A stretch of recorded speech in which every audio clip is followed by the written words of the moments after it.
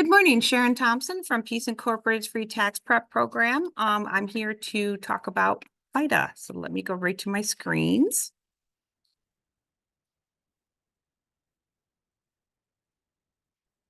This certification is to get you ready and prepared for the volunteer standards of conduct and intake and interview and quality review and over the phone interpretation. This way, you are as an intake worker, or maybe you're a greeter, you can just take the volunteer standards of conduct. However, if you plan on being a basic tax preparer, you have to pass these two certifications before the basic certification opens up. What is VITA? VITA is a volunteer income tax assistant program. It's a community group sites that are volunteers with complete your taxes for you. We're funded by the IRS and other nonprofit grants run by local nonprofits, the United Way of Central New York and the Cash Coalition. There's also NITA and Syracuse University who participate, and 1199 SEIU. We're staffed by volunteers who are trained and certified in maintaining confidentiality in tax preparation. And our mission is to prevent anybody from having a simple return with limited income, spending unnecessary money on preparers. Volunteer tax assistant preparation for our site, for anytime they're doing VITA and somebody's preparing the taxes for them, the household income is lower than $64,000. Priority given to those in Onondaga County. And if they're not in Onondaga County, we have a little site locator to help them find out other VITA sites. When we click on that, it'll help them find out other VITA sites in this, wherever they may be. Let's see, should I go? Oops, maybe if I type it in there right. And I'll tell them other places that are near them. Or they can utilize My Free Taxes and prepare their taxes themselves, and that income household limit is $79,000. What to expect as a tax preparer? You are legally protected as a volunteer. You do not need to worry about somebody, if you make a mistake, coming back and suing you. We can always fix it. We have two sets of eyes on all tax returns, but if anything slips through, you are protected. Health precautions, your safety is our top priority. We have Lysol wipes and distancing. You want to wear a mask. Anything that makes you feel comfortable, we'll take care of. You do not need to meet with a client. You could just do tax returns. What we need from you: provide proof of passing your various certifications. We do not need copies of the actual certificates. We just need this 13615. We'll show that to you later. And at Peace, we have a volunteer sign in, sign out, so we can get in-kind credit hours. I'm sure the other sites will have that also, because it also shows community investment into the program. What about the Cash Coalition? The Cash Coalition stands for creating assets and savings and hope. We are here to promote financial stability and asset building opportunities for asset limited, income constrained employed individuals and families in Onondaga County. Last year in 2023 tax season, the coalition, which composes of Peace Incorporated, NITA, Syracuse University, and 1199 SEIU, did compile 2,998 total tax returns, with over 3.8 million in refunds back into the pockets of people. 20% of those tax filers were able to claim earned income tax credit, meaning that they were lower income and they got a credit for that. Here's a number of our partners that are in the coalition. It's over here. So where we're going to start is Link and Learn. We do say that these two first certifications are not hard at all. The first one, the ethics, is pretty much ethics, common sense. The second one is going over the intake. But the hardest thing I always say is getting into this Link and Learn. And then this is what our Link and Learn program looks like. And Brittany's going to run around and get you guys all set up. It's Link Learn Taxes Certification.com. Now, for those of you who have done this before, it's a new website, so please go to this one, not the old program. And also, you do need to take these certifications yearly. It's an annual recertification. So if you did take them last year, you do have to recertify this year. Here's what the site looks like when you sign in or when you get to it, and you're going to hit create an account. Once you create an account, I've set up some information that you can do. So it's a VITA, you're going to be a VITA volunteer. You don't need to, this is a no, no, no, no, no. The only thing you need to do is yes, do you plan on volunteering in a VITA program? Oops. The training source is other, since you're going to be taking our training, your first name, last name, and those type of things that go on down here. I think I didn't put the other one. If it asks for years of service, and so this is your first year, just put 1 because that first year counts. You get into the program, you're going to see, you will see the volunteer standards of conduct and intake and interview. Those are the 2 that you're going to take. This basic, for those who want to take the basic tax preparer, will not open up until you pass these 2 certifications. After you take your certifications, be sure to click on the box here so it signs it. And then you'll click on here and it'll pull up this 13615. We need a copy as proof of you passing the certificates, and then you can email it to me. And this is what that 13615, it's actually volunteer standards of conduct agreement. It's saying that you agree to follow what you've just learned. And we need to have this on the first day of volunteering or prior. It'll put in these, it'll auto-generate these where you pass the exams. And because we cannot have a handwritten one, the IRS requires us to do those. Then you get into that. Let's go back to the next page. So for those who are greeters and just need to take the volunteer standards of conduct, this is pretty much your exam right here. There's 10 questions. You need to at least get 8 correct. This is a publication, a public trust that you will get a lot of this information, and this is a lot of your answers for those first 10 questions. Hint, hint. And again, it is an annual exam. Everybody is, we can't, every tax, and the other thing is every tax return here is seen by 2 people, the tax preparer and the quality reviewer. So 2 sets of different eyes look at each tax return. So if you are just doing the greeting, you can stop right here. Next is going to be up for those who are taking the intake, interview, and quality review exam. Intake and quality review. These are your different publications that you're going to get some of the answers.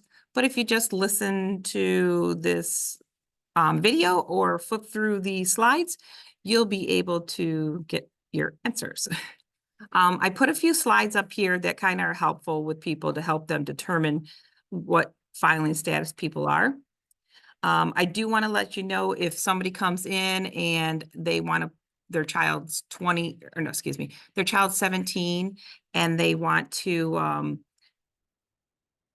file their taxes too, and the parent goes to say, oh, I'll just take their W-2 and put it on mine. They cannot do that. A dependent child must file their own tax return. So it's technically 2 tax returns. The parent puts them down as a dependent, and then the child has marked on their tax return that they can be claimed as a dependent. The only time you combine 2 incomes is if they're spouse, and it's a legal spouse. I just wanted to show you the difference when you're doing photo ID. So these are 2 different, these are New York State driver's license, 2 different dates. We paperclip and report all supporting documentation in the folders. We don't keep any originals. We make copies of everything. All correspondence, the income and expenses documentations, photo ID, and social security cards. Social Security's date of birth for everyone who's on the tax return. The photo ID, we have to have a valid, unexpired government-issued photo ID. We need the front and the back of the photo ID. But if you just want to write down the document number to save a copy, you can just write that on the next to the copy of the front. But I wanted to show you a couple examples. Some of them are very simple. They say document number, and that gives you the document number. We only need the first 3 letters or number combination. Other ones are a little more, there's a little more information on this one. We need it after ID USA. It'll be the first three numerical or alphabet there. So when you come in and do a tax return, or when you're doing intake, everybody gets one of these folders.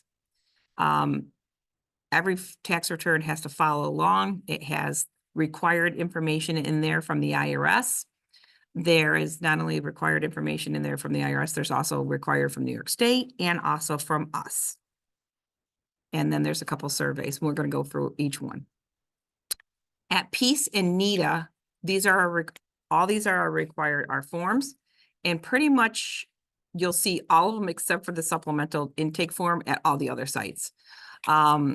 So just to kind of let you see what they are. These forms, I'll let you know which ones are required. So if it's a virtual drop-off or intake only site, meaning that they're doing their paperwork and they're dropping it off and they're not having taxes done in front of somebody, they have to fill out this required form from the IRS. This form acknowledges the fact that that they are dropping off and they're not having their taxes done in front of somebody. Now, throughout these forms, I highlighted areas where people get caught up on things. So I just wrote up here, this first page is going to go with the tax filer. We actually put the date on it that they came in, and then we give that top sheet back to them. We only have to check this if it's somewhere else, other else's example, NITA and Peace, that the taxes are coming back. So like if you're doing intake at Assumption Church, this box has to be done because the taxes are not being done at that site. They're being sent to another site to be done, to be prepared. This everybody worries about. They're thinking the IRS is going to do an audit on them. It's not an audit on them. It's an audit on us. It's just saying, yes, they can pull my file and use it to make sure that we're dotting our I's and crossing our T's and following the procedures. I did write a little blurb in here this year so people wouldn't get so nervous about it. This page stays in the tax filers folder. They have to sign this down here. If they're a single person, if there's a spouse, they're going to sign it as a spouse. And then this is the yellow, we call it the yellow form. You'll hear us refer to it instead of the number. This is required by the IRS. It's a 13614-C. Typically, that's the one that's filled out. And if they're non-resident alien, it's an NR. We do not do non-resident aliens at our site, but I needed to put down the other number because it might be something on your exam. This is the front page of the intake form. I'm gonna borrow that for a second. We tell people make sure they fill out fronts, backs, and middles because this is also got a middle section. Yeah. So this is the front page. This is pretty much their basic information. I highlighted the areas that people get caught up on. Marital status, protection PIN. That's if somebody had identity theft and the IRS assigned them a protection PIN. We need to know those numbers for whoever has one assigned to them. During COVID, a number of people were assigned protection PINs, or parents had gotten protection PINs for their children because people were just claiming all kinds of other people because there was a lot of money on the table. This area is never married, so there's no longer a single, it's never married. So if a person is married, but maybe they don't live in the same household and they're not legally separated, then they're still considered married. So divorced, legally separated, and widowed, we need to have the year on them. And we need that because there's different tax credits for such things. Down here, people are to put their dependents. Those are anybody they can claim on their tax return. I just highlighted a couple areas because people look at this and say, it says number of months lived in the household. Somebody will put, like for a 13-year-old kid, they'll put 13 instead of putting the number of months. The number of months depends on the different credits they can get and who can claim the child or not. Resident of US, Canada, or Mexico. A lot of times people say no because they do not see the US. It should say USA maybe or something because it doesn't stand out enough and they just see Canada or Mexico. So a lot of times they'll say no and we just double check with them. Full-time student last year, people say yes, or a lot of times they'll say yes to somebody who's in elementary school. We're mainly looking for that college student because there's a form, that 1098T, that has to go along with that student. I have seen a number of times that a parent,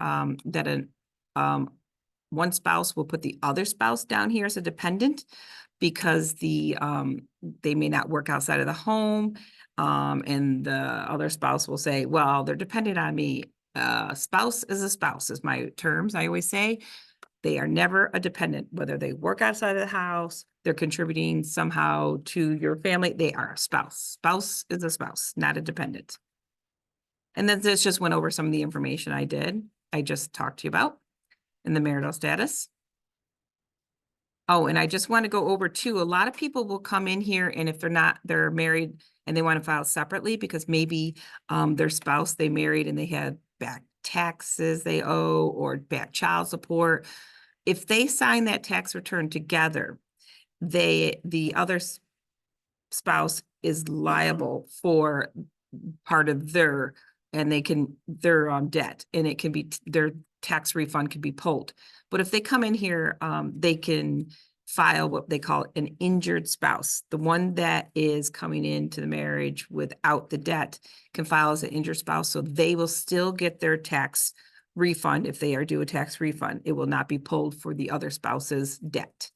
If they file married filing separately, they give up a number of credits, EIC, child earned income tax credit, the child tax credit, and Social Security is taxed on $1 instead of the allotment that they normally get. So 20,000, they lose it at 20,000. Yeah. So instead of the 20,000 allotment, it's taxed on $1. That's some of the other household information with. This is the top of the inside section, parts 3, 4, and 5.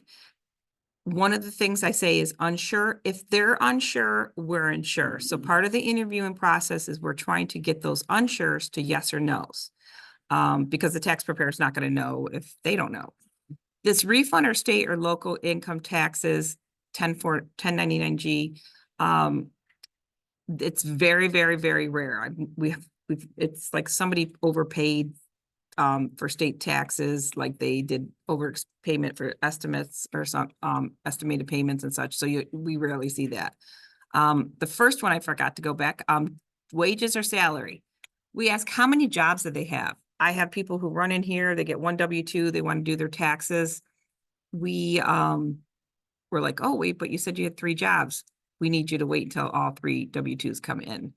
The one nice thing is whatever it states that they have, that they said yes, next to it in parentheses is the form that they need to correlate and go along with those yeses.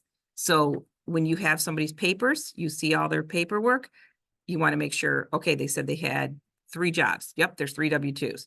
They had a college student. Yep, they have a 1098T. So we just go along with those. So whenever there's a yes, there needs to be a corresponding form to go along with it. Self-employment income. If somebody says they have self-employment income, it might be in the form of a 1099, or it might just be cash or digital assets. Let me see if I got that. Yep. There's a second form. It's not in the folder because not everybody has self-employed, that we will have with the packets that you can pull out and show them. It's a self-employment expense sheet. So it helps them fill out and figure out their expenses, because they're going to have more expenses. Obviously, they probably did not pay into federal or state taxes, plus their health self-employment tax. So this will help reduce their debt, their tax liability by filling this out.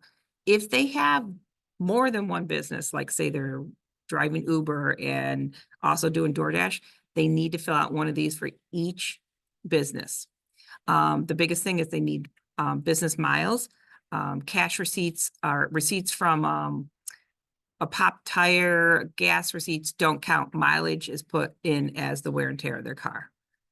So back to this form. So that's an extra I wrote form on there. Number 11 says A for, in Alex, these little parentheses are A's and B's. If it says B or A, we changed it to a B. It's very simple. they don't need to be an advance to do it. And that's the same thing with if they have their taxes on their property taxes and their mortgage interest, that we change those to Bs. They're basic enough, and we're right here to walk them through it. The only time we would ever say an A on this one is it's an annuity, and I think we did like 1,700 tax returns last year, and we may have had 3 of them, so it's very rare. These A's and B's correlate to whether it's a basic tax return or an advanced tax return. The moment they check yes to an advance, it becomes an advance, and a basic tax preparer cannot prepare an advanced tax return. On part 4, any of the following, we just went over those. Child or dependent care expenses, such as daycare, that we need the information, the EIN number, social security number, the person watching the child, their address, phone number, and how much they paid, and for what child. It can't be like who's watching the child, and you're right. It's got to be well, I mean, it can be as long as she knows she's going to report it as income, because you're going to be reporting it as an expense. For supplies used as an educator, as teacher's aide, or counselor, we need to know how much. So this is like, I'm a teacher, I'm getting my school ready, my classroom ready for this coming year. I buy supplies out of my pocket. There's a reimbursement for that. They have a health savings account, money that they contribute, or maybe their employer contributes, or both. So these are an account that they can take. You're paying co-pays from it, medical prescriptions. We need to know how much % they contributed. Some people, if they don't even know what that is, but they do show that they have it as a W. Yep. A W on their box 12 on their W-2. Some people may like, I don't do anything. So we know that one. Have income credit, tax credit, American Opportunity Credit disallowed. A lot of people are like, yeah, I want that, but they don't see it was disallowed. We only want to know if it's disallowed. Purchase and installation of energy efficient home items. We have people who want to write off, they put a new addition into the house, they redid the bathroom. It's windows, doors, furnace, installations, home energy efficient items. I'm sorry, you can't, oh, there we go. Health coverage through the marketplace, exchange, Obamacare, where they're paying out of pocket. This is not Medicaid or Medicare. This is, they're paying premiums out of pocket. They must provide a 1095A. So I just highlighted some areas where people may get caught up on stuff, or just to kind of look real quick. We already went over this. We went over that. So this is the bottom of the inside page. This section, you'll find the taxpayer if they want direct deposit. If they want direct deposit, there will be a form in their folders. It does not have to be filled out if they have a copy of a voided check or a letter from their bank. But this is if they want direct deposit for their refunds. We suggest that, and highly suggest that they direct deposit. Direct deposit is safer, faster. They get it in about 14 to 21 days. Depending on, and the tax season gets going, that would be more like 14 days. Where a check is like 6 to 8 weeks. If somebody moves around, that check could be lost. IRS will not forward, the mail does not forward to a new address from the IRS. Somebody could steal it out of their mailbox. It's just a lot safer. Then there's some demographic information. It's helpful when they answer this, because this it gets pulled from their return, so it's anonymous, and it's a data, so we know who our people are we're serving. There's just a note section. You have room for more additional children. Maybe this is where they wrote they wrote that they were an injured spouse. And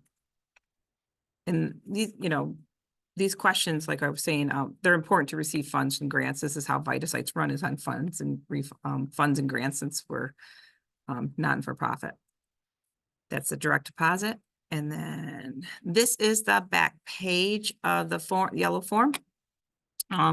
They sign here, date it, and if the spouse sign and date it. This is if they'd like to carry, this is telling them, yes, my information is going to be entered so I can e-file, and then their information is carried forward, so that they, if they come in here next year, it populates their information, but it also allows us to e-file. Otherwise, we'll have to paper file.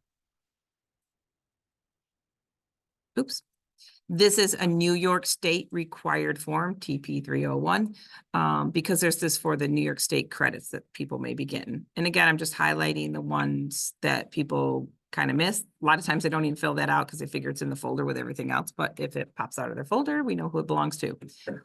The first question is, I always say to people, did you own over $4,000 in 2023? It's a horrible question. It's worded horribly. Was your recomputed federal adjusted gross income plus New York State additions more than $4,000?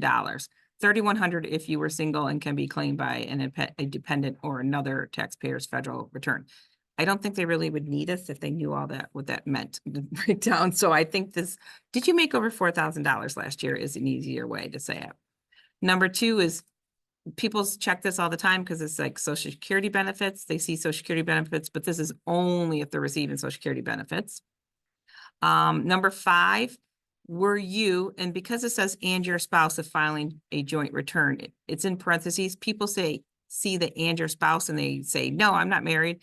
Instead of reading the rest of the question, it says New York State resident of the entire tax year, meaning do they live here in New York State all year? If they say no, we need a timeline of where and when they lived outside of 2021. So it would start like January 1st. Until April 10th, I lived in North Carolina, Raleigh, and then I moved here April 11th from 12/23 in New York State. It helps us determine residency, and you are, especially if there's income from that state, we have to file tax returns for that state too. And we can file multiple tax returns at this site. We just want to know if they earn over under 18,000 or less. This allows us to give them, there's tax credits that may apply. Under the bottom, it's more about the pension. We just want to know if it's a New York State or local government pension, because there's some exclusions on some of the taxes. And if they did not receive a pension, then that would be a private pension. So that allows us for the entering in on that New York State credit area. Beneficiary of a pension. And then over on the second page, on the back page, this is just about New York City, if they were in New York City or not, because there's different taxes for there. If this is just a great place to put the timeline if they lived in other states and they received income. So that's on the bottom, that next page. And we're still talking about required forms. This form is required by Peace and also by NITA. This is a supplemental form required by us because we need the demographic information. It's for the grants. It is not shared with the IRS. So whatever they put on here is not shared with the IRS. And it also we just pull out the information so we can say that we assisted which percentage of single parent households that made under $13,000, and it allows us to pull that kind of data. We just make sure we go through here real quick and make sure all the little boxes are checked and everything, and that's pretty self-explanatory on that one, except for the big thing is it is not shared with the IRS. The next form we have, the next two forms we have are optional. One is a survey, customer satisfaction survey, and this is optional, but we do say to people that we would love for them to fill it out because as part of our VITA grant, they require a satisfaction survey from customers. So the more we have, the better information and data and what we need to see, what we need to correct and fix.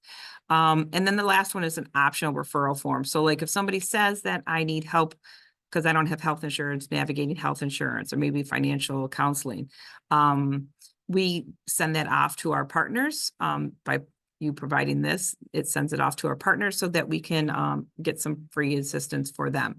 Yeah, Peace Incorporated, we have somebody here every Tuesday from the Financial and Counseling Center. They are free service. They can assist them with that. And every Thursday, we have somebody from Fidelis Healthcare to assist them with health insurance. Those takes care of the optional forms. Now this is the front of the folder again. So by us looking at those yellow sheets, I'm gonna grab that out for a second. As I stated before, if it's a if there's A's or B's, if there's anytime there's an A checked, we're gonna circle A. That means only advanced tax preparers can fill out one of those, can do this preparer taxes. Also, the same thing is the quality reviewer has to be also advanced on that one. If it's only Bs, they circle the B. Now an advanced and basic tax preparer can prepare and review. And again, remember I said there was 2 sets of eyes. We do the last name, first name. We write the date of today. Once all forms and tax information is completed and received, it could be this, mostly it's the same day, but sometimes people are missing a form. You'll put the date and initials there. The tax preparer will put their date and initials and the quality reviewer put their date and initials. These two cannot have the same person at all, ever. It's a second set of eyes. This helps us to know in what step of the process this tax return is being completed. It's a timeline and addresses if residents. So this is our note section. So we put timelines and addresses if they need, they received income from other states, maybe clarification on questions. The spouse is filing as an their spouse. Follow-up communications. We left a message for pickup, called again for pickup. We called because we don't understand. They said that they had a college student, but they didn't provide the 1098T. So this is where we put all of our communication with the client. Oops. And that takes care of our intake. I'm going to just go real quick over the phone interpretation with you.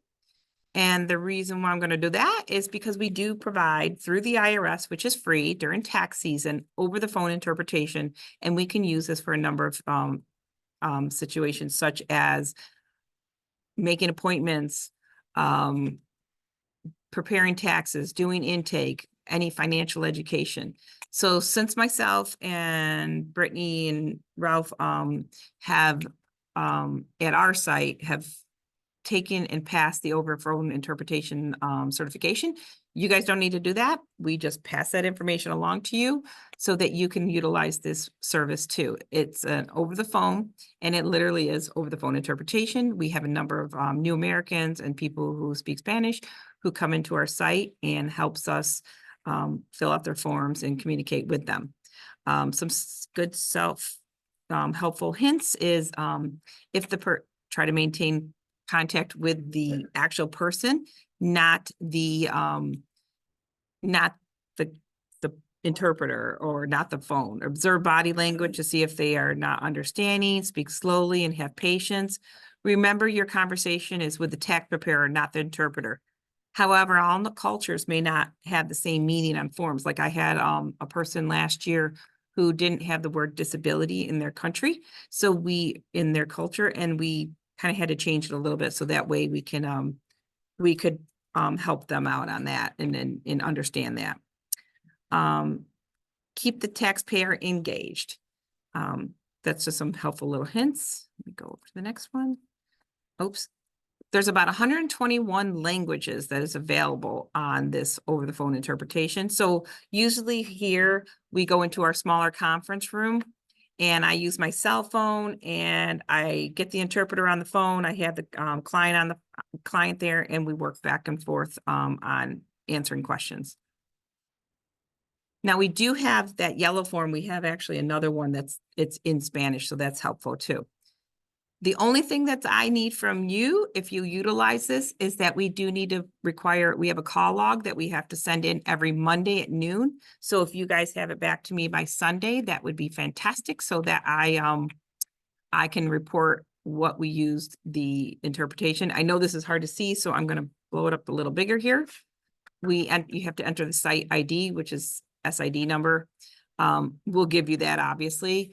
The name of the site, which it would be whichever piece, 1199 SEOU or NIDA or Syracuse University, the name of the volunteer, which would be you, and the date of the call, the time zone, Eastern Time Zone, enter the time the call started, enter the length of the call, and then the language that is being interpreted.